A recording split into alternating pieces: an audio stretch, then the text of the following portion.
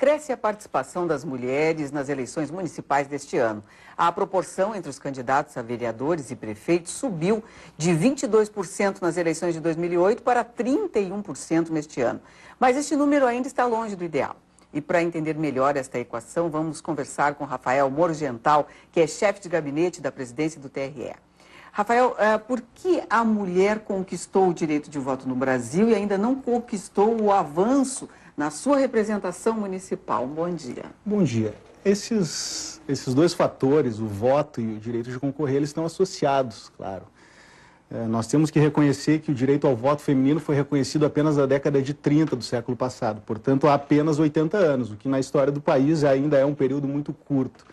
Alguns avanços a gente tem que reconhecer. Hoje nós temos uma presidente da República mulher, nós temos a presidente do TSE que vai conduzir as eleições em todo o país, que também é do sexo feminino, mas a representação política como um todo, nas casas legislativas principalmente, ela não condiz com o que a mulher é hoje no país. Se nós pegarmos apenas números, dados do IBGE, nós vamos ver que a população hoje ela é predominantemente feminina. E isso não se traduz em representatividade política. Justamente por esse diagnóstico é que o Congresso Nacional, no ano de 2009, dentro daquele contexto de reforma eleitoral, que é comum a cada, digamos, ciclo de 4 anos, né? Nós já tivemos duas, uma em 2006 e outra em 2009, houve aí uma tentativa de incentivar a participação feminina. Naquele contexto, nessa reforma, deu-se muita atenção para a propaganda eleitoral na internet, para as contas partidárias e eleitorais, e essa mudança feminina ela só se fez sentir agora. Por quê? Porque os partidos passaram a ser obrigados a indicar no mínimo 30% das candidaturas do sexo feminino. A lei fala em reserva de sexo, claro, ela não faz a discriminação entre homem e mulher, mas os dados da realidade nos mostram que a representação feminina é inferior à masculina, e isso é um traço histórico da nossa política. Para nós entendermos, há então uma obrigatoriedade dos partidos de preencherem um percentual de suas vagas com o sexo feminino. Justamente. A lei, até 2009, falava que os partidos deveriam reservar 30% das suas vagas para um sexo ou outro. Então, pegando um exemplo bem simples, se o partido ou a coligação tivesse o direito a indicar 10 candidatos, ele poderia colocar no máximo 7 homens e reservar 3 vagas para mulheres, ainda que aparecessem candidaturas femininas ou não. Essa mudança de 2009 colocou os partidos e as coligações numa situação de obrigação de preenchimento. E até se discutiu, na época da lei, a Justiça Eleitoral, os estudiosos da matéria passaram a projetar qual seria a consequência disso nos tribunais, porque até a constitucionalidade dessa norma foi discutida na medida em que o direito à elegibilidade é, antes de tudo, um direito e não um dever. Mas aí a gente poderia associar com o voto, que é também um direito e um dever. Enfim, nós acabamos sofrendo por antecipação, porque os partidos efetivamente indicaram essas candidaturas.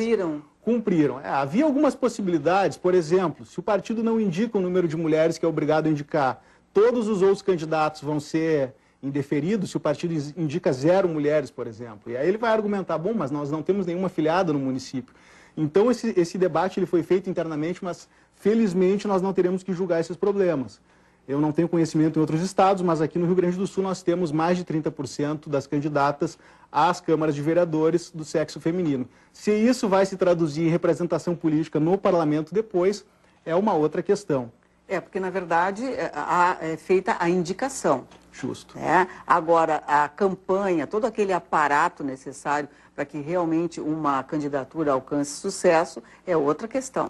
É outra questão. Se nós pegarmos as candidaturas ao Poder Executivo, a prefeito, no caso agora de 2012, nós vamos ver que existe aqui um acompanhamento do cenário atual, qual seja, o chamado 10%. Eu tenho usado essa expressão porque nós temos 100 candidatas a prefeito no Estado, dentro de um cenário de mais de 1.000 candidatos. Então, a gente está ali perto de 10%. 10% que, aliás, é o número também de mulheres na Câmara Federal, por exemplo. Nós temos 54 mulheres na Câmara de Deputados, num cenário de 513 deputados, sendo que no Rio Grande do Sul são só 2. Então, a gente tem aí 5,55%.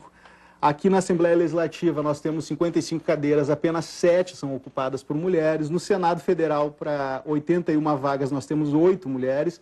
E em Porto Alegre, para finalizar, dos 36 vereadores, 3 são mulheres. Então, a gente vê aí que as mulheres, infelizmente, atualmente, têm representado apenas 10% do nosso poder, pelo menos do poder parlamentar. Enquanto que o número ideal seria 30%.